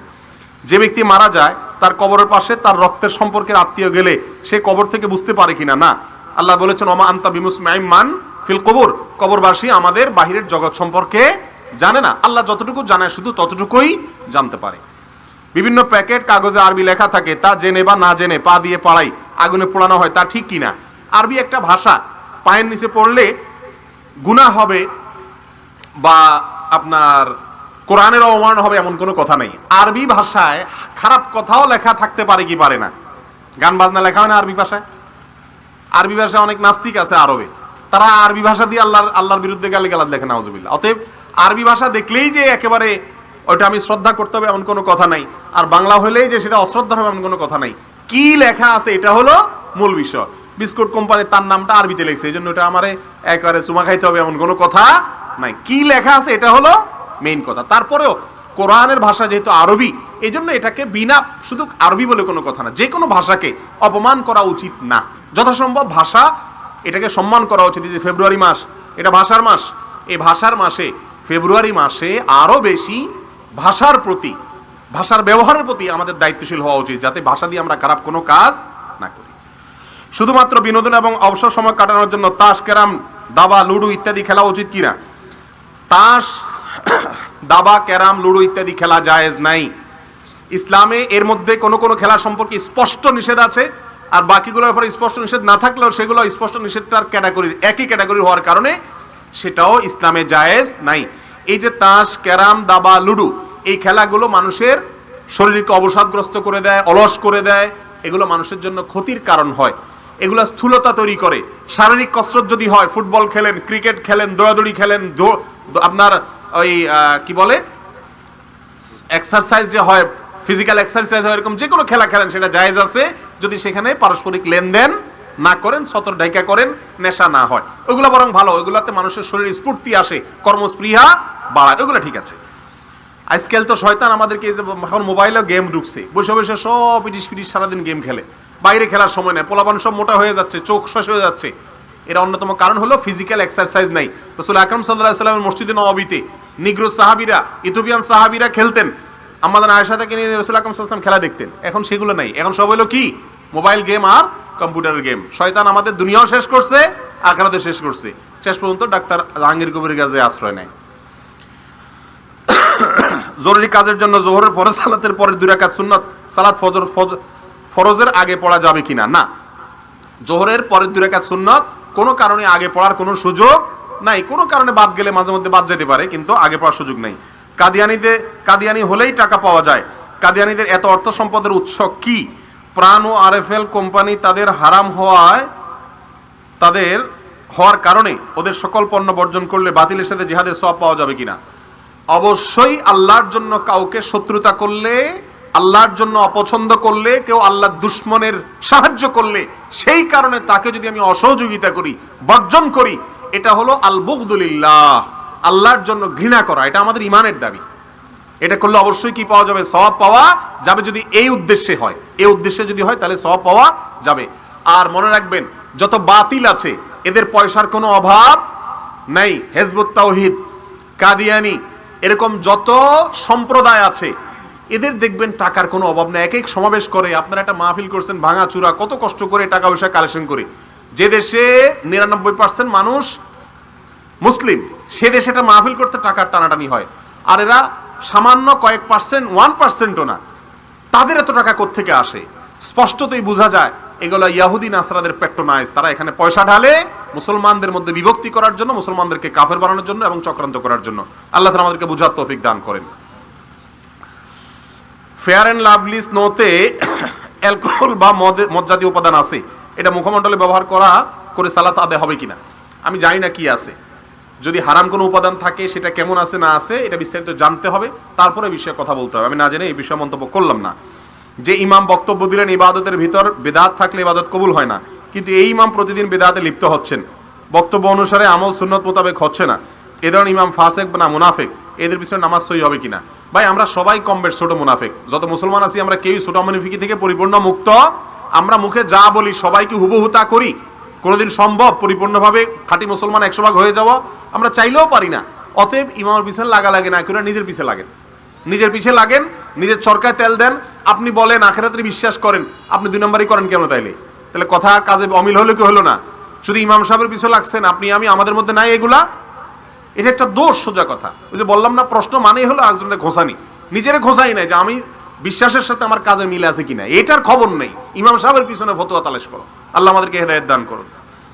ওয়াজ মাহফিলে বক্তা কন্ট্রাক্ট করে যে টাকাটা নেয়, এটা নেওয়া জায়েজ আছে কিনা? বহু জায়গায় বলছি এটার উত্তর। ভাইরা আমার, যেই টাজে টাকা নেওয়া জায়েজ সেটাতে চুক্তি করাও বরং জায়েজ। বরং চুক্তি না করলে যদি পরে গন্ডগোল হয়, তার চাইতে আগে ভেজাল ভালো, চুক্তি করাটাই ভালো। এটা হলো মাসআলা বললাম। এবার আসেন আদর্শের কথা বলি। কোরআন হাদিসের কথা বলা, প্রচার করা, এটাকে পেট পালার মাধ্যম বানানো আর পয়সা কামাইয়ের মাধ্যম বানানো, এটা কোনো আলেমের আদর্শ শান হতে পারে না। একজন আলেম দাওয়াতের কাজ করবেন আল্লাহর জন্য, তার চলার জন্য যে খেদমত মানুষ করবে সেটা তার জন্য নেওয়া জায়েজ আছে। কিন্তু জায়েজ আছে দেখে তিনি একেবারে শর্ত দিয়া 50, 60, 70, 80, 1 লাখ হাঁকায়া টাকা নিবেন, এটা কোনো আলেমের শান হতে পারে না। দোষ দিয়ে লাভ কি? আয়োজকরা যে কত কাহিনী করে কত জায়গায়, আমি অনেক জায়গায় বলছি যে আমাকে অনেক জায়গায় এমন হয়েছে, যেহেতু বলি না কিছু না, নিয়ে গেছে চট্টগ্রামে এক জায়গায়, আর অনেক জায়গায়, শুধু চিটাগাং মানুষ আবার নাখোশ হয়ে যাবে, অনেক জায়গায় এমন হয়েছে আমাকে নিয়ে গেছে মাহফিল টাফিল করায়া বাসের ভাড়াটাও দেয়নি, বাসে উঠে দিয়ে মোসাবাদি চলে আসছে। আরে বাবা, আমি কয় জায়গায় টাকা দিয়ে যেতে পারবো? আমি তো বড় লোকের ছেলে না। এখন এতটা অবিবেচকও অনেক আয়োজকরা থাকে, কিন্তু তারপরেও আমার কথা হলো, এক জায়গায় কম দিলে এক জায়গায় বাড়িয়ে দেয়। একজন আলেম টাকা হাঁকায়া এটাকে উপার্জনের মাধ্যম মানে ওয়াজ মাহফিলকে, সে কখনো আদর্শ আলেম হতে পারে না। আরে ভাই, রাসূল সাল্লাল্লাহু আলাইহি সাল্লাম দাওয়াতের কাজ করতে গেছেন, ওনাকে মাইর দিছে কাফেররা, আপনারা তো আমাদের খাওয়ান দেন আলহামদুলিল্লাহ, আবার পয়সা দেন। অতএব এটা কোনো আলেমের শান হতে পারে না। ডক্টর খন্দকার আব্দুল্লাহ জাহাঙ্গীর রহমাল্লাহর কথা একবার শুনছিলাম।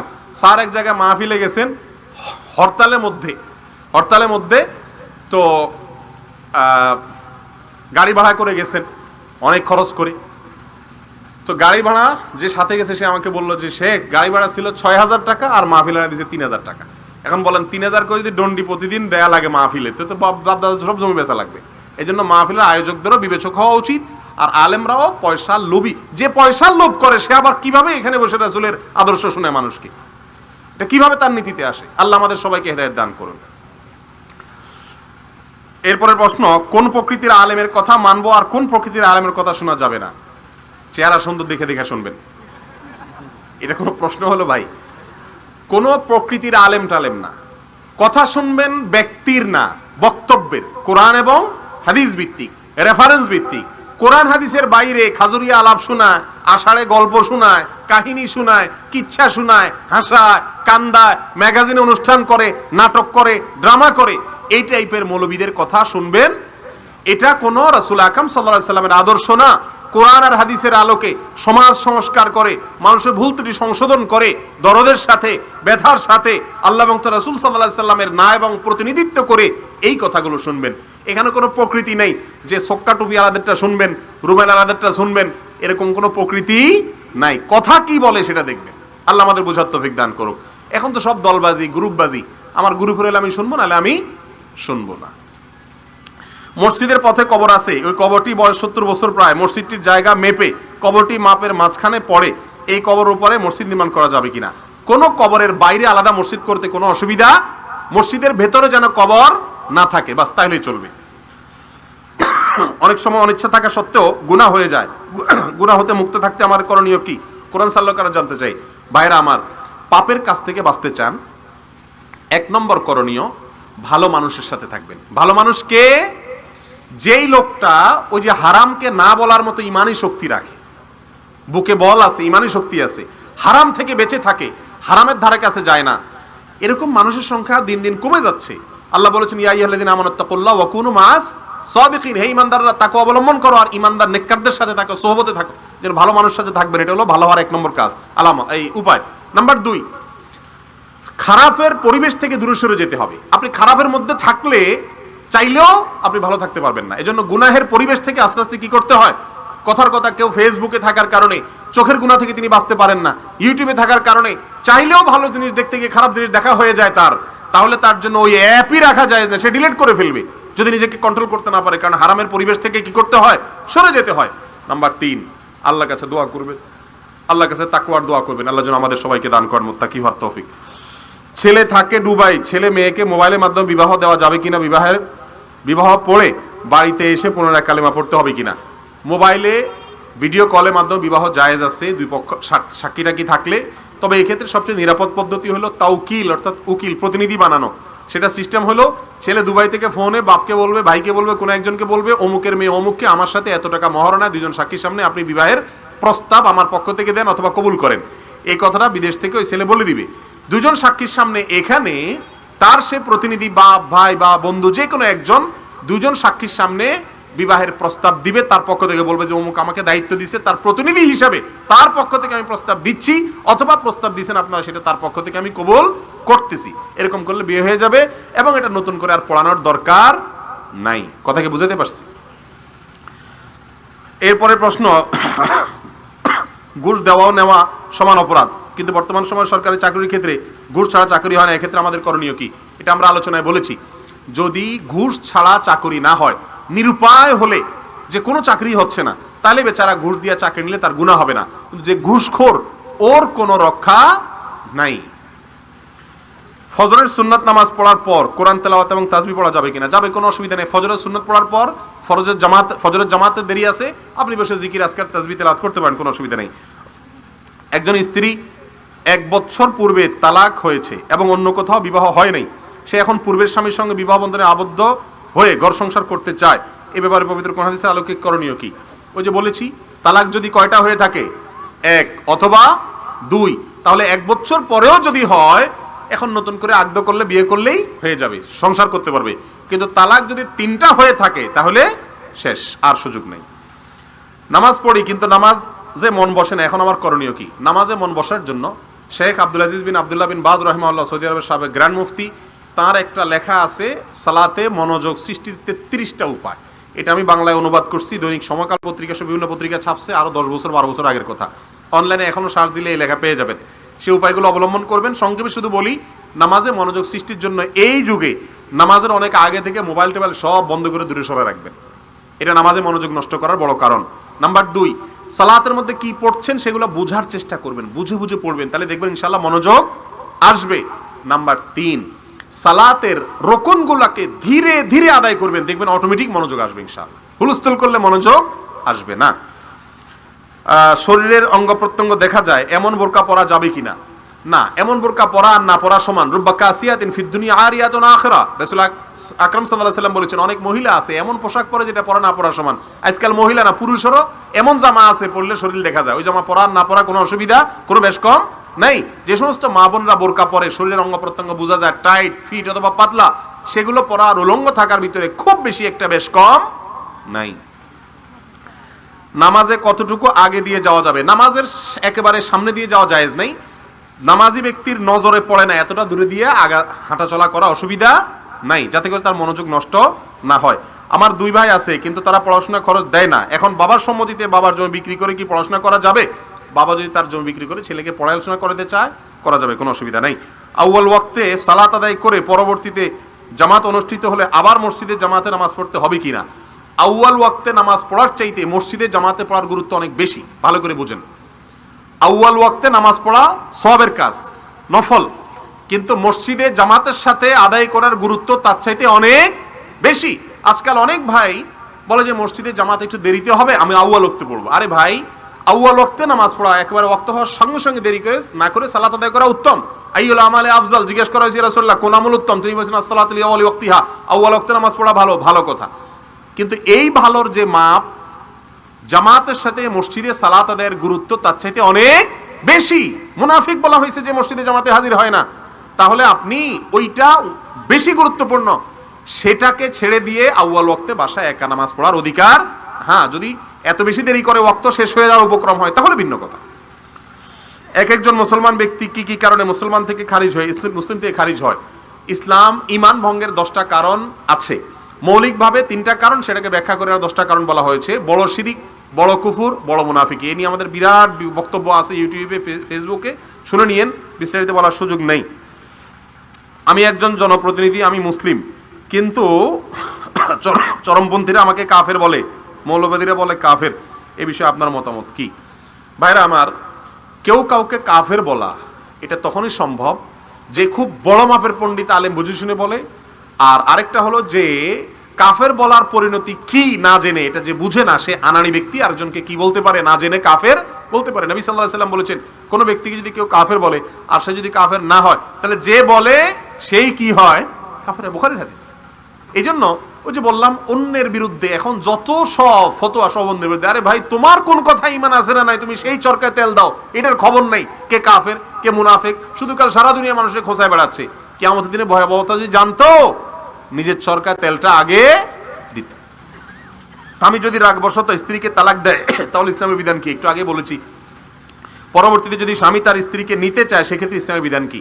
নেওয়ার মতো তালাক দিলে নেওয়া যাবে, আর যদি নেওয়ার মতো তালাক না দেয়, পৃথিবীর সব মৌলবী একসাথে ফতোয়া দিলেও নেওয়া যাবে না। মহারানা সত্য পূরণ না হলে কি হবে? মহারানা আদায় না করে স্ত্রীর সাথে মেলামেশা করা জায়েজ আছে কিনা? খুব গুরুত্বপূর্ণ প্রশ্ন। মহারানা আদায় করা উচিত, কিন্তু যদি কোনো কারণে মহারানা আদায় না করেন আপনি, তাহলে স্ত্রীর সাথে মেলামেশা করা যাবে না এমন কোনো কথা নাই। আমাদের দেশে অনেকে বলে মহারানা আদায় না করে যদি স্ত্রীর সাথে মিলন করে তাহলে সেক্ষেত্রে জেনা হবে। এটা ফালতু কথা বা মন গড়া কথা, পৃথিবীর কোনো আলেমের এর মত নাই, এটা মন গড়া কথাবার্তা। তবে হ্যাঁ, এখানে একটা জটিলতা হলো মহিলারা মাসালা জানে না। আমাদের মহিলারা যদি জানতো ইসলাম তাদেরকে কি সুযোগ দিছে, তাহলে পুরুষগুলারে নাকে রশি লাগা লাগা ঝুলাইতো একটা একটা করে। বুঝতে পারছেন? বাসর রাতে কোনো মেয়ে যদি চায় যে চান্দু মহারানা যা ধরছ সব ফালাও, এরপরে সামনে আগাও, এই অধিকার ইসলাম মেয়েদেরকে দিছে। যদি বলে যে চান্দু 1 টাকা বাকি থাকতে সামনে আগাইতে পারবে না, জায়গায় বসে থাকো, তাহলে কিন্তু সে অধিকার ইসলাম তাকে দিছে। এখন মুশকিল হলো আমাদের মেয়েরাও বেকুব আর পুরুষগুলো সব টাউট। মেয়েরা বলে যে ছেলেরা বলে যে দেখো এখন মহত্ব ধরছে মুরব্বীরা 10 লাখ 20 লাখ, আমি তো ফকির নির্ভর, তুমি তো জানো কোত্থেকে এত টাকা দেবো, তো আমি বিদেশিদের যাবো, ব্যবসা বাণিজ্য করবো, কত 10 লাখ তোমাকে দেবো আল্লাহর রহমতে। এসব চাপাবাজি করে বাটপারি। আর মেয়েও আরেক ব্যাককল, সে বলে যে আরে কি যে বলেন না আপনি, কি করবো আপনার সব টাকা পয়সা দিয়া, কি করবো এগুলো দিয়া, আমি আপনাকে পাইলেই তো হবে, দুধ রাখেন আপনার টাকা লাগবে না, এগুলো আমি মাফ করে দিচ্ছি। তাহলে পুরুষগুলা টাউট আর মহিলাগুলা বেকুব, বেশিরভাগ, সবাই না। শেয়ানা মহিলা হলে, এই জন্য মহিলা মানুষের মেয়ে বিয়ে করলে খবর আছে, এরা মাসলা মাসাল জানে ভালো করে, টাঙ্গাবে ভালো করে, বলবো যে চান্দো মহারণা দিয়া তারপর সামনে কথা কও, বাসর রাতে যদি বউর কাছে মাপি চাওয়া লাগে, তোমার মতো বেহায়ারে বিয়ে করতে বলছে কি? তুমি যা রোজা রাখতা, রাসূল বলছেন যার বিয়ের ক্ষমতা নাই, পয়সা নেই, সে রোজা রাখবে। তুমি রোজা রাখবা, সিয়াম রাখবা, তুমি কেন বিয়ে করতে আসছো? বিয়ে জান করতে আসছে, মহারণা দাও, চান্দ দিতে পারবা 1 লাখ, 10 লাখ। এই অনাচার আমাদের সমাজ থেকে দূর করতে হবে। আল্লাহ আমাদের বুঝার তৌফিক দান করুন।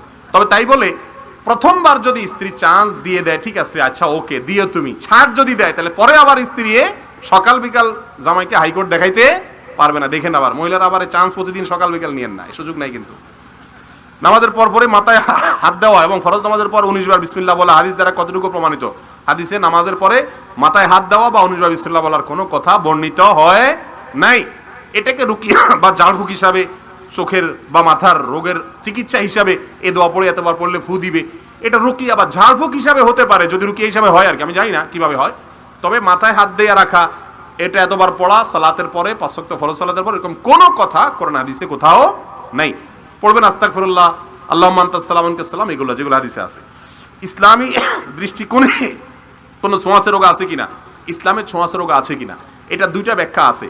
বিশুদ্ধতম মত হলো ছোঁয়াচে রোগ আছে, তবে কোন রোগ নিজে থেকে অটোমেটিক ছোঁয়াচে হয় না। ইসলাম বলে আল্লাহর হুকুম না হলে কোনো রোগ একজন থেকে আরেকজন শরীরে যেতে পারে না, এবং আল্লাহ রাব্বুল আলামিন চাইলে একটা রোগ একজন থেকে আরেকজনের মধ্যে যাইতে পারে, আবার কোনো লোক ছাড়া এমনিও আসতে পারে। এই যে কোভিড-19 এর সময়, করোনা ভাইরাসের সময় এমনও হয়েছে একটা লোক কোথাও বের হয় নাই, তার করোনা হয়ে গেছে, আবার আরেকজন করোনার রোগীর সাথে মাখামাখি ঢলাঢলি করছে, এর হয় নাই। হয়েছে না হয় নাই? মুসলমান মনে করবে সব কিছু আল্লাহর হুকুমে, আল্লাহর ফয়সালায় হয়ে থাকে, লাভ ক্ষতি আল্লাহর হুকুমে বা আল্লাহর ফয়সালার বাইরে, সিদ্ধান্তের বাইরে, আল্লাহর অনুমতি ছাড়া কিছুই হয় না। কিন্তু ছোঁয়াচে বলতে কিচ্ছু নাই, এভাবে স্থূল অর্থে বলা ঠিক না। রাসূল আকরাম সাল্লাল্লাহু আলাইহি সাল্লামের কাছে এক লোক মুসাফা করতে আসছে, তার এমনটা রোগ ছিল, তখনকার মানুষ মনে করতো এটা একজন থেকে আরেকজনের ভিতরে আল্লাহর অনুমতি সাপেক্ষে যায়। তখন নবী সাল্লাল্লাহু আলাইহি সাল্লাম তাকে অব্যাহতি দিয়েছেন যে তুমি দূরে থাকো, লাগবে না। এরকম আরো বহু হাদিস আছে। ফিরদা মিনাল মাজিদ ওয়া ফিরারাকুল আসাদ, সমস্ত হাদিসগুলোকে সামনে রেখে সমন্বয় করে থাকেন উভয় শ্রেণীর উলামা একরাম। এটা নিয়ে কামড়াকামড়ি করা বা কোনো একটাকে নিয়ে খুব লাফালাফি করার সুযোগ নাই। সুন্নতি বিয়ের সঠিক নিয়ম কি? বিয়ে সম্পর্কে আমাদের একটা বক্তব্য আছে প্রায় ঘন্টাখানিকের, ইউটিউবে পুরাটা শুনে নেবেন। সুন্নতি বিয়ে তো একটা বিশাল বড় মজলিস, এটা বলতে গেলে তো সারা রাত লেগে যাবে। ডক্টর খন্দকার আব্দুল্লাহ জাহাঙ্গীর রাহিমাহুল্লাহর মতে বাংলাদেশে হানাফি মাযহাবের নামে জালিয়াতি চলছে। তাহলে প্রকৃত হানাফি মাযহাব কোনটা? ভাই আমি যদি বলি ইসলামের নামে জালিয়াতি চলছে, তাহলে সে কথাটা কি ভুল হবে? আপনি হানাফি মাযহাব বলতেছেন, আমি বলি যে বাংলাদেশে ইসলামের নামেও বহু লোক জালিয়াতি করতেছে না, কি বলেন? তো জালিয়াতি যে যেখানে চান্স পায় সে সেখানে জালিয়াতি করে, নাম একটা দিয়া জালিয়াতি করলো। আমরা তো অরিজিনালটা নিব, দলিল ভিত্তিকটা নিব, কোরআন হাদিস নির্ভরটা নিব, এর বাইরে কোথাও নেব না, জালিয়াতি নেব না, এটা হলো আমাদের কাজ। কিন্তু ওই যে বললাম অমুকে জালিয়াতি করে, তার মানে আমি দুধের দোয়া, তাই না? আরে ভাই আপনি নিজে কত জালিয়াতি করতেছেন, বলতেছেন আমি আল্লাহকে বিশ্বাস করি, আবার 2 নম্বরই করতেছেন, মিথ্যা কথা বলতেছেন, তাহলে এইটা এক ধরনের জালিয়াতি হলো না? এরকম হাজারো কিটিমের জালিয়াতি আছে। নিজের চরকা তেল দিবে না, শুধু খোঁচাবে। ইমাম সাহেব নামাজ পড়ানোর সময় তাড়াহুড়ো করে, বিশেষ করে আসর ও জোহরের সময় অনেক বেশি, এ ব্যাপারে সুন্নত পদ্ধতি কি জানতে চাই। ইমাম সাহেব তাড়াহুড়া করা তো উচিত না, কারোর জন্য তাড়াহুড়া করা উচিত না। তবে ইমাম সাহেব যদি এত তাড়াহুড়া করে যে ফরজে যতটুকু দেরি করা দরকার ততটুকুও না করে, তাহলে সেই ইমামের নামাজই কি হবে না। কিন্তু এত তাড়াহুড়া খুব কম ইমাম সাহেবরাই করে, তাদেরকে আস্তে আস্তে পড়তে বলা উচিত। যদি অতিরিক্ত তাড়াহুড়া করে তাহলে তো নামাজই হবে না। কতিপয় শায়খগণ বলেন লা ইলাহা ইল্লাল্লাহ মুহাম্মাদুর রাসূলুল্লাহ নাকি সহিহ হাদিসে নেই এবং এভাবে পাঠ করা নাকি শিরক। দেখুন, লা ইলাহা ইল্লাল্লাহ মুহাম্মাদুর রাসূলুল্লাহকে যদি কেউ শিরক বলে তো এটাকে মূর্খতা ছাড়া আর কিছু বলবো না আমি। শিরক কাকে বলে? শিরক মানে আল্লাহর সঙ্গে অংশীদার সাব্যস্ত করা। লা ইলাহা ইল্লাল্লাহ মুহাম্মাদুর রাসূলুল্লাহ এই অর্থের মধ্যে আল্লাহ ছাড়া সত্যিকারের কোনো মাবুদ নয়, মুহাম্মদ সাল্লাল্লাহু আলাইহি ওয়াসাল্লাম আল্লাহর রাসূল, এখানে আল্লাহর সঙ্গে কি অংশীদার সাব্যস্ত করা হলো? অতএব এটাকে যদি কেউ শিরক বলে এটা মূর্খতা ছাড়া আর কিছু হতে পারে না। অবিবাহিত ইমামের পিছনে নামাজ পড়ার বিধান কি সুন্নাহর আলোকে জানতে চাই। অবিবাহিত ইমামের পিছনে নামাজ পড়ার বিধান কি? অবিবাহিত মুসল্লির নামাজ পড়া জায়েজ আছে? কথা বলেন, অবিবাহিত মুসল্লির নামাজ পড়া জায়েজ আছে? এই প্রশ্ন কেন করেন না? এই প্রশ্ন কেন করেন না যে ভাই অবিবাহিত মুক্তাদির নামাজ হবে কিনা? শুধু সই যে খোঁসানি সব কোথায়? আরে ভাই আপনি মুক্তাদি হয়ে যদি অবিবাহিত হইতে পারেন তাহলে বেটা ইমাম সাহেব বলে দোষটা কোথায়? কোনো অসুবিধা নেই। বর্তমানে অনলাইনের মাধ্যমে আয় একটি অন্যতম মাধ্যম হিসাবে গ্রহণ করেছে এক শ্রেণীর মানুষ। এই অনলাইন অর্থাৎ ইউটিউবের মাধ্যমে বিভিন্ন ভিডিও ধারণ বিজ্ঞাপন ইত্যাদির মাধ্যমে টাকা ইনকাম করা জায়েজ কিনা? এই যে ক্যামেরা আলাদেরকে দোষে প্রশ্ন করে অ্যাডসেন্স করে ইনকাম করা জায়েজ নাই ভাই, হারাম অ্যাড আসে, হারাম অ্যাড আসে। এখন এই আল্লাহর বান্দাদের কয়জন আল্লাহর জন্য করে আর কয়জন ডলার কামানোর জন্য করে সেটা একমাত্র আল্লাহই ভালো জানে, এটা জায়েজ নাই। তবে ইউটিউব এখন নতুন নিয়ম আনতেছে, চাইলেও না চাইলেও সর্বাবস্থা তারা অ্যাড দিবে। এরকম যদি বাধ্যতামূলক করে দেয় তখন হয়তো আর নিরুপায় হিসাবে জায়েজের রাস্তা থাকতে পারে। সরকারি চাকরিজীবীদের একটা সুযোগ দিয়েছে সরকার, বেতনের উপরে লোন করে বাড়ি করা, লোন তুলে বাড়ি করা জায়েজ আছে কিনা? শুধু লোন নিয়ে বাড়ি করা জায়েজ নেই, সুদ ছাড়া যদি নিতে পারেন জায়েজ আছে। কিভাবে দেয় সরকার আমি জানি না। সৌদি আরবে নাকি সরকার অনুমোদিত নাইট ক্লাব আছে, এই নাইট ক্লাব সম্পর্কে জানতে চাই, আরো জানতে চাই শরীয়তে নাইট ক্লাব বৈধ কিনা। নাইট ক্লাবে যে সমস্ত অপকর্ম হয়ে থাকে সেগুলো হারাম হওয়ার ব্যাপারে কোনো মুসলমানের কোনো সন্দেহ থাকতে পারে না। সৌদি সরকার কেন, আরো কেউ যদি এসে সারা দুনিয়ার সমস্ত সরকার মিলায় যদি কোনো হারাম কাজ করে সেটা কখনো হালাল হয়ে যাবে না। আমাদের কাজ হলো হালালকে হালাল বলা, হারামকে হারাম বলা। হারামটা যদি আমি বলি সেটাও হারাম, আর হালালটা যদি একজন কালাচোরা বলে হালালের কথা তাহলে সেটা অবশ্যই, যদি হালাল হয়ে থাকে সেটা অবশ্যই কি হালাল। কে করেছে এটা দেখার কোনো বিষয় না।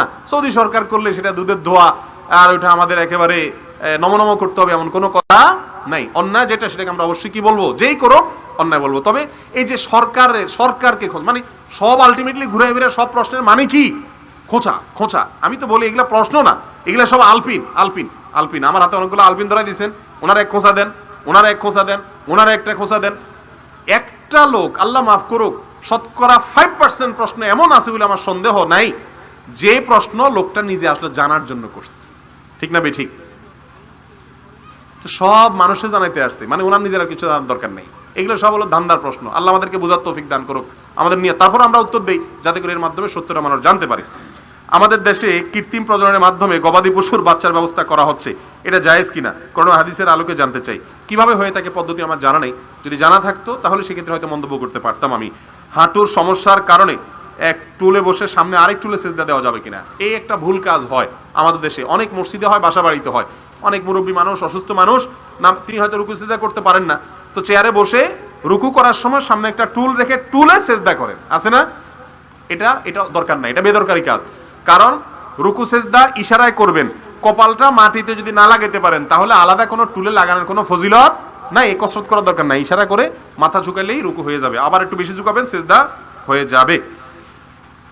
স্বামী স্ত্রী আমাদের 3টি কন্যা সন্তান আছে এবং 5 বিঘা জমি আছে, এক্ষেত্রে 3 কন্যাকে 1 বিঘা করে জমি দিতে চাই, দিতে পারবো কিনা? মিরাসের বিষয়টা অনেক জটিল। কোরআন হাদিসের বাইরে সন্তানদের মধ্যে সম্পদ বন্টন করা জায়েজ নাই, হারাম। অনেক নামাজি, কালামি, হজ এবং উমরা আদায়কারী চাচারা, মুরব্বীরা পর্যন্ত সন্তানদের বন্টনের ক্ষেত্রে কোরআনের নীতি অবলম্বন করেন না, তারা হারাম কাজ করছেন এবং আল্লাহর কাছে জবাবদিহি করবেন। প্রশ্ন যিনি জানতে চেয়েছেন, 5 বিঘা জমি আছে, সন্তান আছে 3 জন, কন্যা সন্তান। যদি কোনো ছেলে সন্তান না থাকে তো আল্লাহ রাব্বুল আলামিন বলেছেন ফাইন কুন্না নিসা ফাওকা ইসনাতাইন ফালাহুন্না সুলুসা মা তারাক। কোন ব্যক্তি মারা গেলে তার যদি 2-এর বেশি সন্তান থাকে, কন্যা সন্তান, যেমন 3, 4, 5, তাহলে সেক্ষেত্রে তার পুরা সম্পত্তি 2/3 তাদেরকে দিবে। কতটুকু দিবে? 2/3। তো 5-এর 2/3 কত হবে? 3-এর বেশি হবে। এটা তাদেরকে সমান হারে ভাগ করে দিবে, বাকিটা তার যারা আছে অন্যরা তাদের মধ্যে বন্টন করা হবে। আমি জানতে চাই জামাতে নামাজ পড়ার সময় কোরআনের সূরাগুলো কি সিরিয়ালি পড়তে হবে নাকি সিরিয়াল ছাড়াও পড়া যাবে? সিরিয়ালি পড়া সুন্নাত, সিরিয়াল ছাড়াও পড়া যাবে, ইচ্ছাকৃত সিরিয়াল ব্রেক করা সুন্নাহ খেলাফ কাজ।